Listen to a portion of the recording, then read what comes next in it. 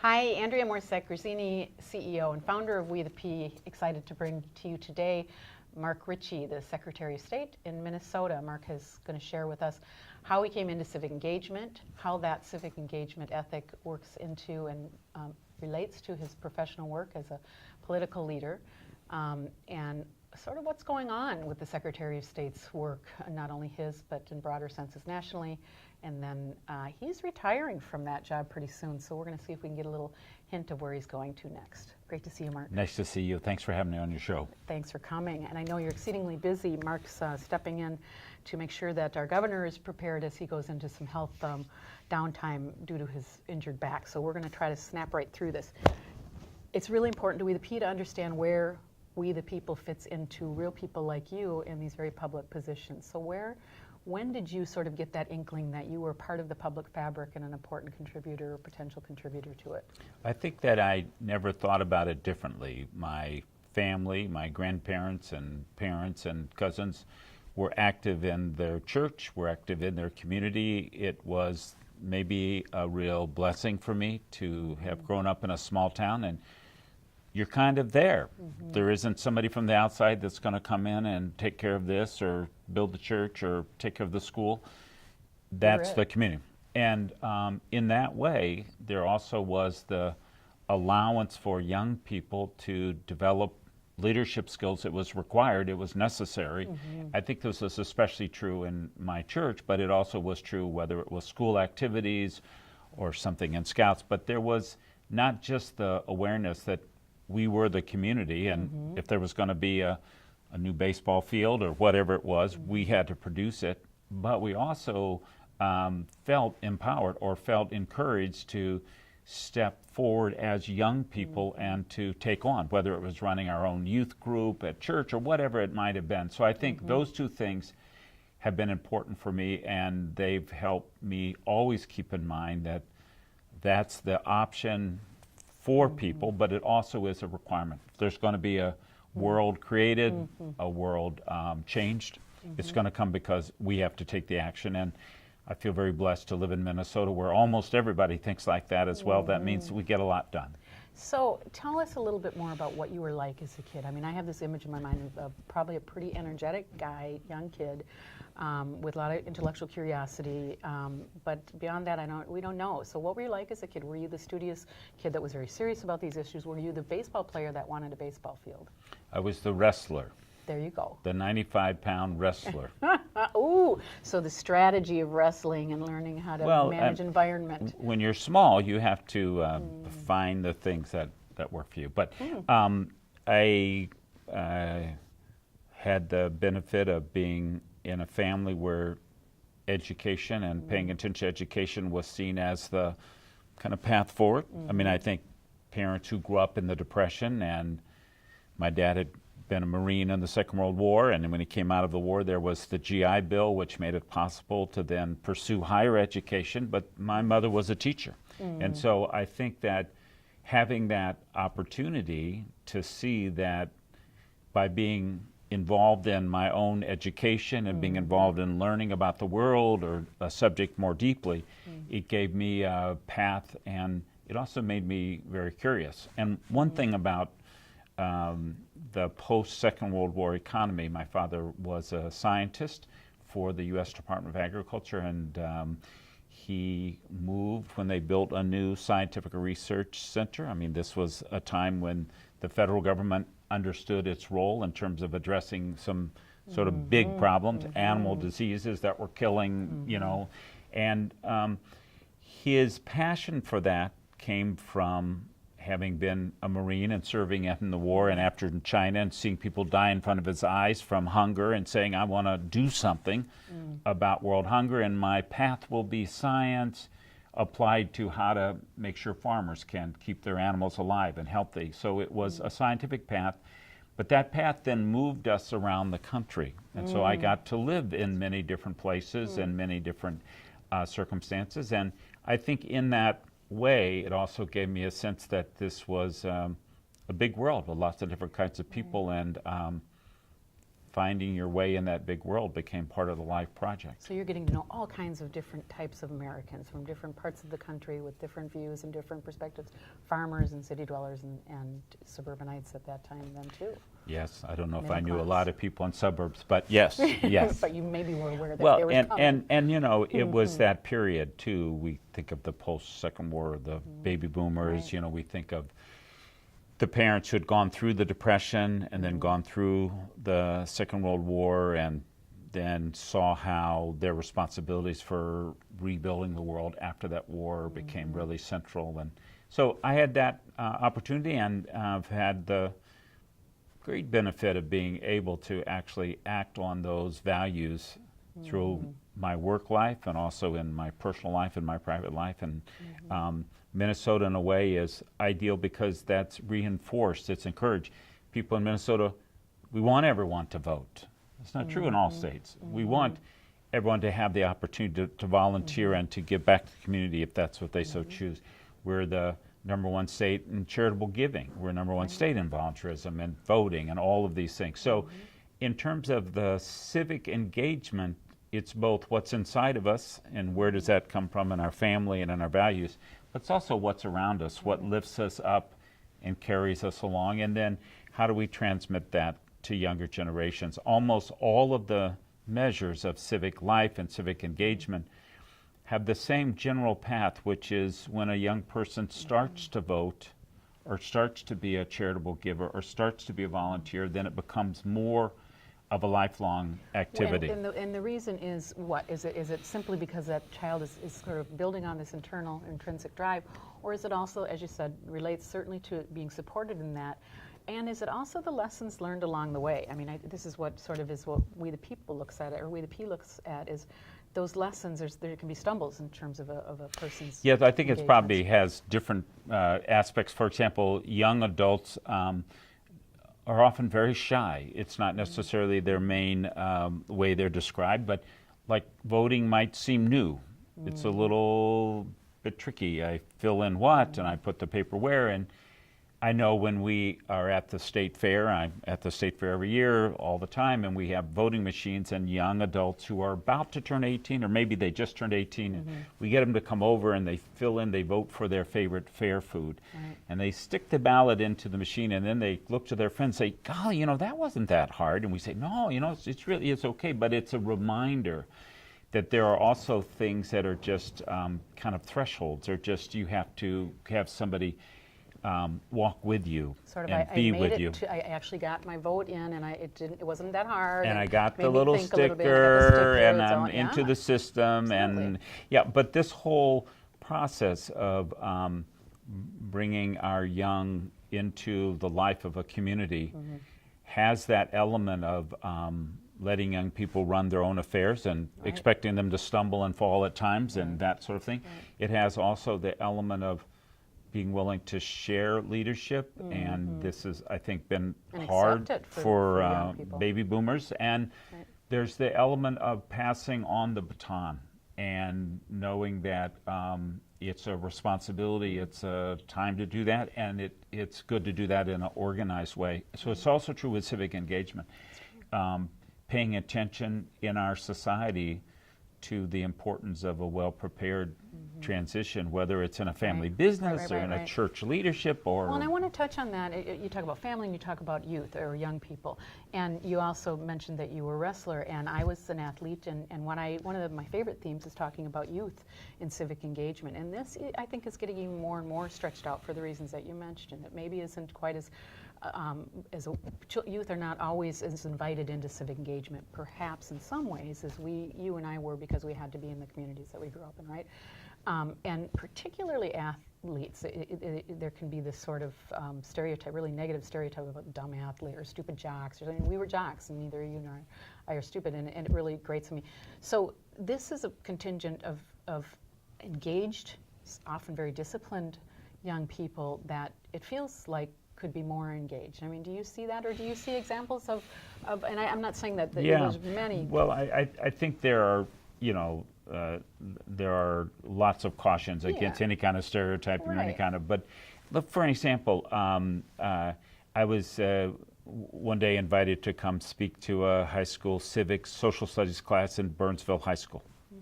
And I came down, and the address took me to a different place, and it was an all 12th grade high school, all seniors. Never had experience, never heard of that concept.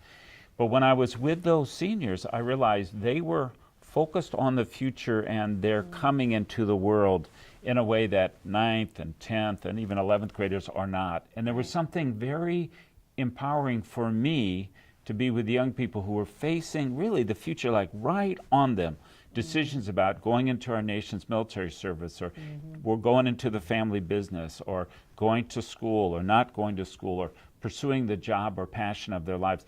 There was something really dramatic about that I loved, and I realized it had to do with that sort of clarity. Much of life you have so many things pulling you apart, but all of a sudden there's that kind of famous quote about something about hanging, concentrating the mind. You know, I think our founding fathers might have had something to think. But having those seniors really think about the future, and so then their questions to me had that richness about, well, what was your experience of this, or what do you think about that, or you know, I just felt like I learned in that situation that the things that can help us concentrate our minds then give us clarity about some other things. So, for example, a young person who's devoted themselves to learning the cello, or learning a kind of musical instrument, or learning a skill or a sport, or an activity. A young person who said, I want to become a very good debater, and they've built on that particular talent or that hope that they have. And so there is the aspect of seeing how what we describe very generously as civic engagement, sort of being involved in life, being, you know, get up in the morning and being excited. There are elements of that being excited about life that come in those other parts of our life, and so they are linked together. So, you know, we often in our Office of Secretary of State are doing voter registration drives and get out the vote drives, and particularly addressing young people. And it really works to use stars from the athletic world. Kevin Garnett was dynamite for, you know, and the Minnesota Lynx have had a very strong aspect. And so you go, oh, well, yes, that's a really important thing.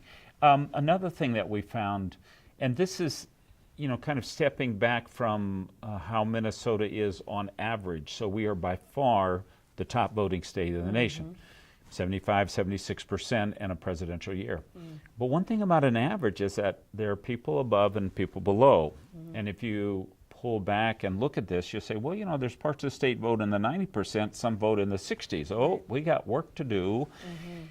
So our office pays attention, because we don't want to rest on our laurels, but we want to stay number one. And so we're always trying to understand, what are those elements? How do you move that 60 up to that 90? And one of the things we find is that the notion of just information is important. So I think in all of life, in civic engagement, people want to feel informed. That will help empower them to express their point of view, because if they don't feel informed, or they don't kind of know what the system is, they won't be that engaged. The second is the element of feeling welcome. I think for young people, sort of being feel welcome to come and be part of a school board, a church board, or voting. We have programs where we have young people who are being trained and being part of the process of being election judges, and we've had other young people say when they walk into the polling place and there's another young person there, it feels welcoming.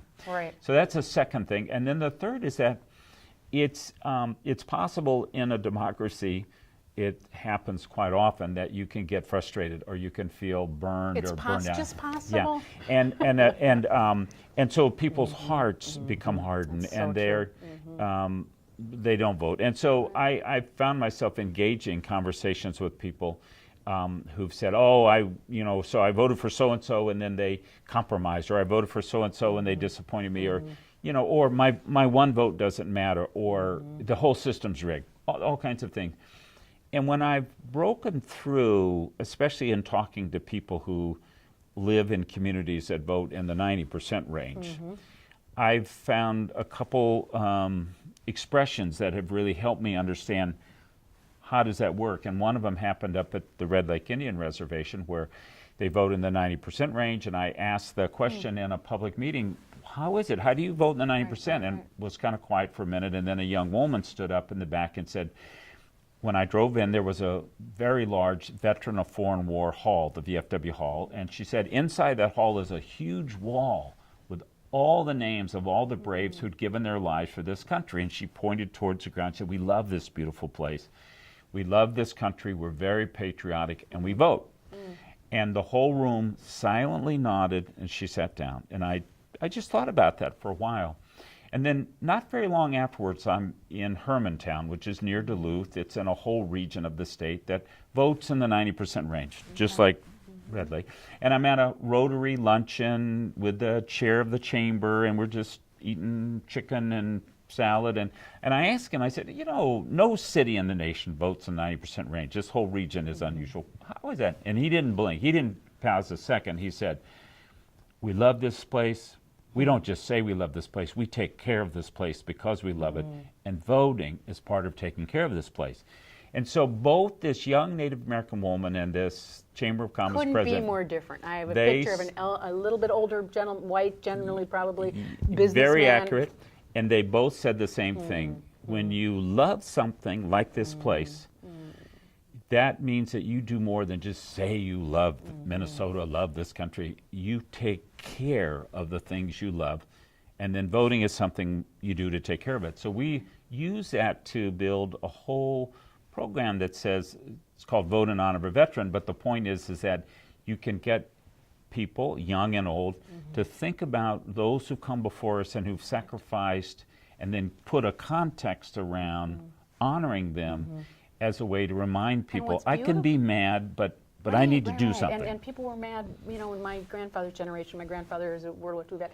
And the other thing that I'm hearing you say, which is profound and so exciting, is you're taught, first of all, you use an example of a young woman and probably an elderly gentleman, business, totally opposite. We would call that gentleman young nowadays, but I'm sorry, it's you're a right. relative I'm sure matter. it was a very young, young in the mind and spirit as well. Of course, Mark.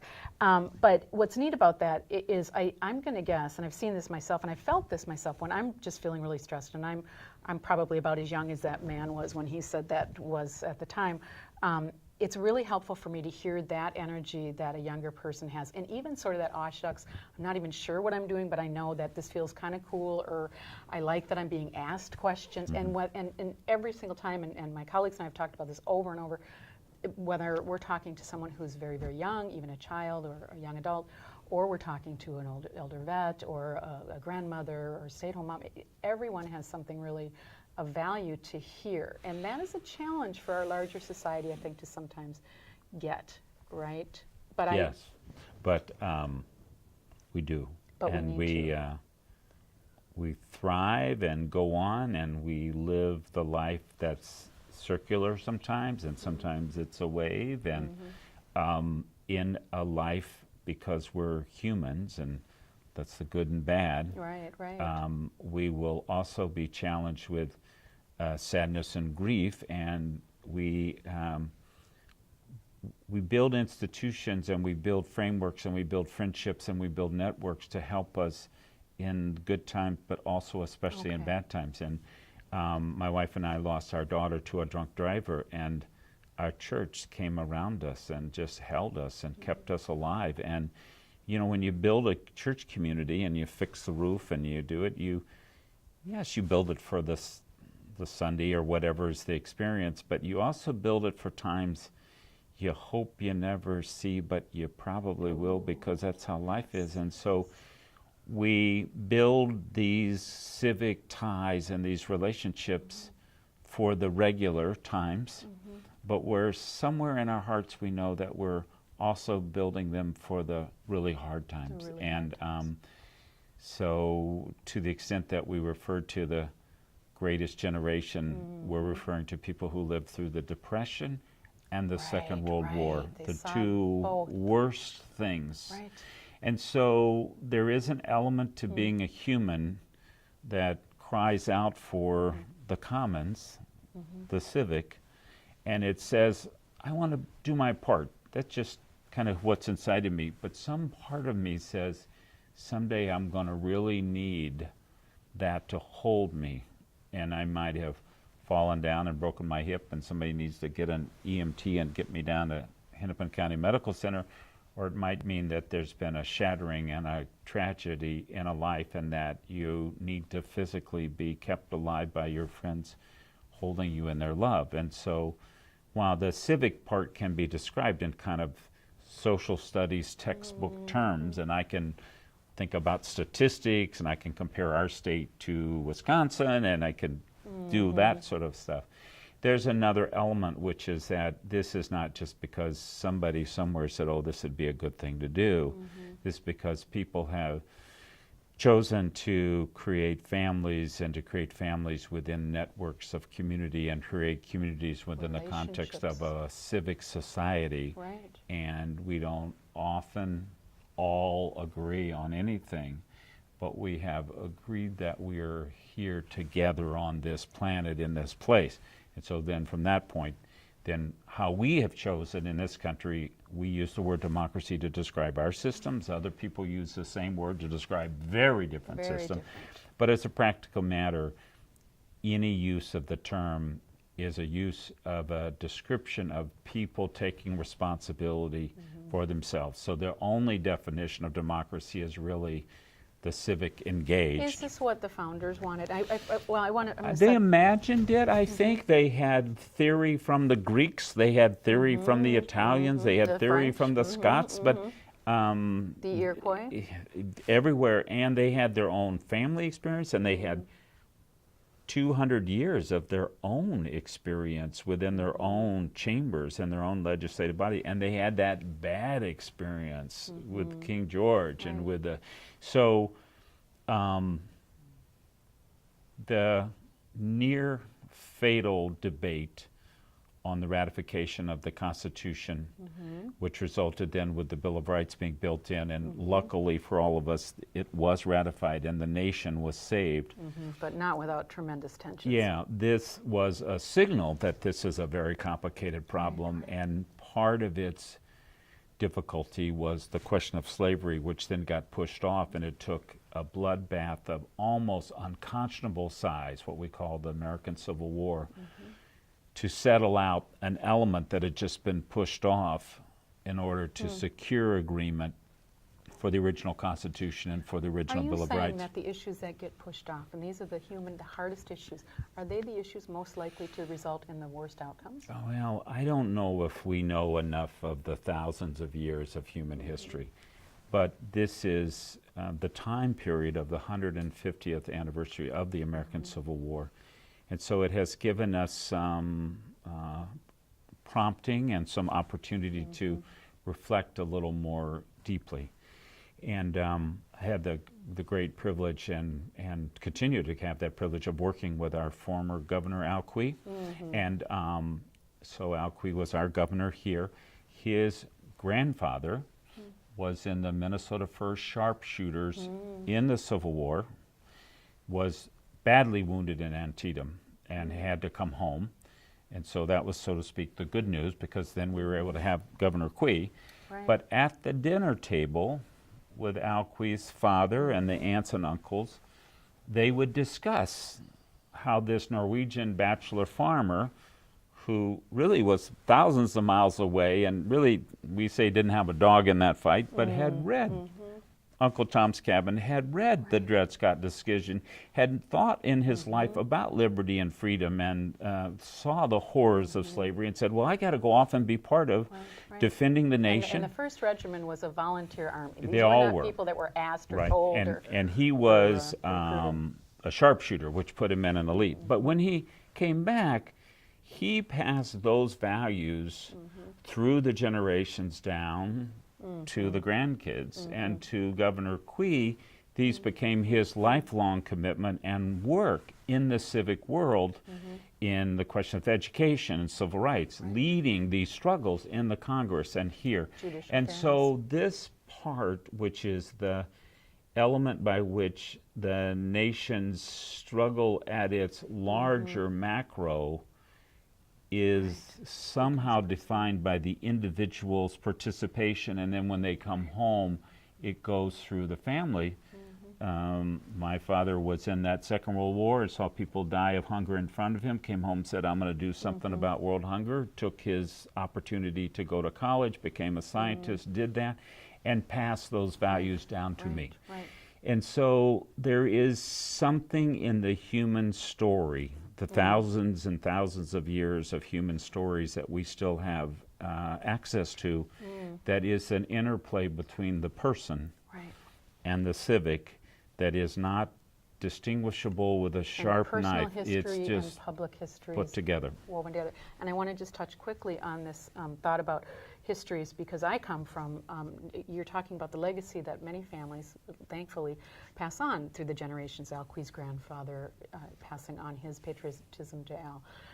Your father passing on his what he witnessed in ways that impressioned you. I come from an Italian-French family, and we are more Italian in our energies and conflicts than we are French.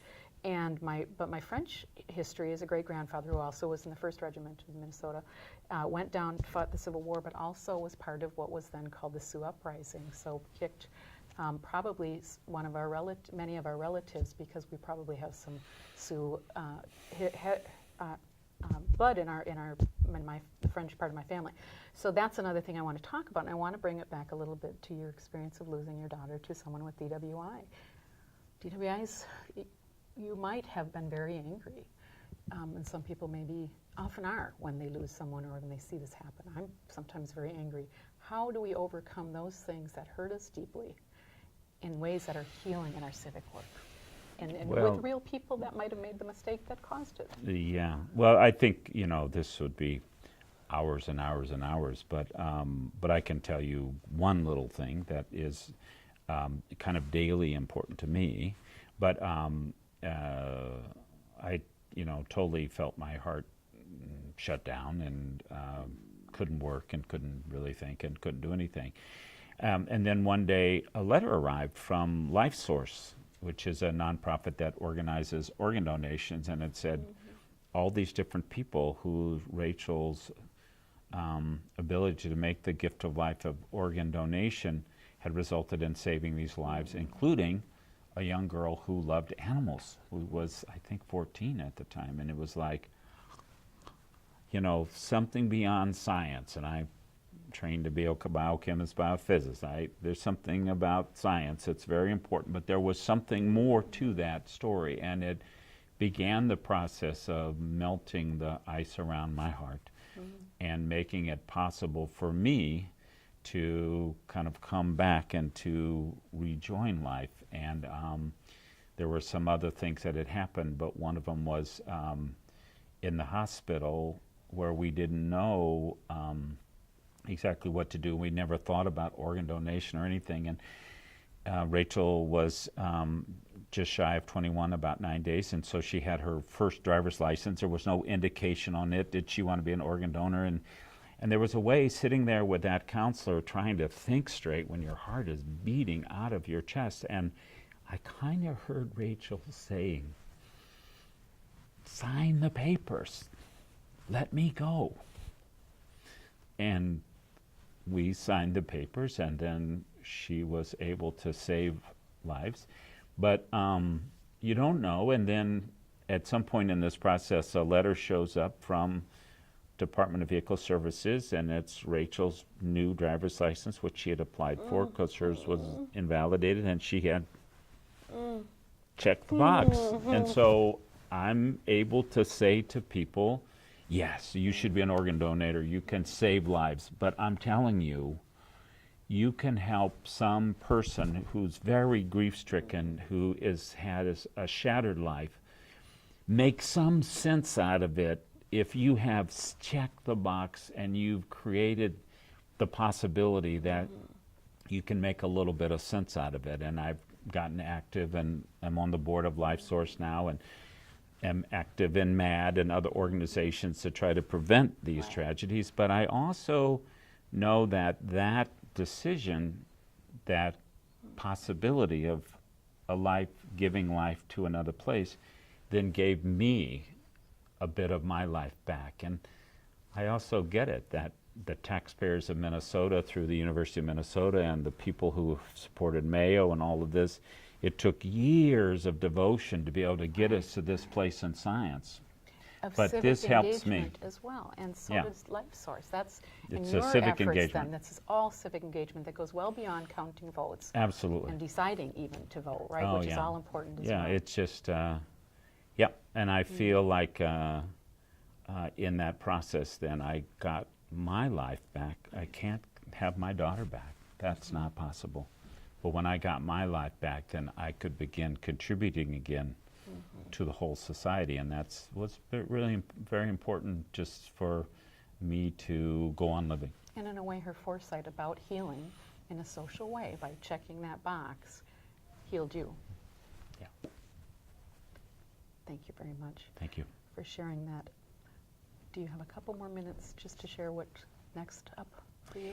Yes, I am very clear that I'm not making any big decisions about what's next because it's a year away and I don't know what the world will look like. But I'm sure that I'll work on cleaning my desk at home, which is kind of a disaster. I'm sure my wife and I will take some time and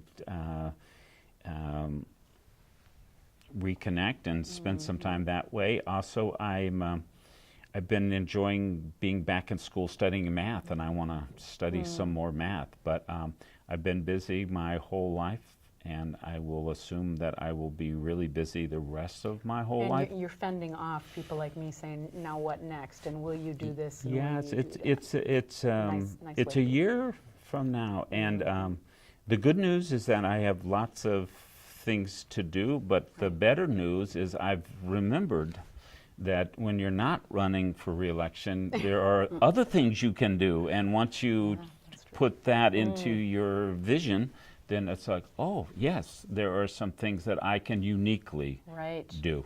So I expect a fun-filled and very productive year, many things, and then about a year from now, we'll be in a new era. And you'll have time to reflect a little Yeah, bit more on all that's these right. things. And Yeah. we'll hopefully by then, we the people will have you back and Great. hear the wonderful Good stories. plan. And we'll have all kinds of more efforts going on that we can share as well. Thank you very Thank much. you.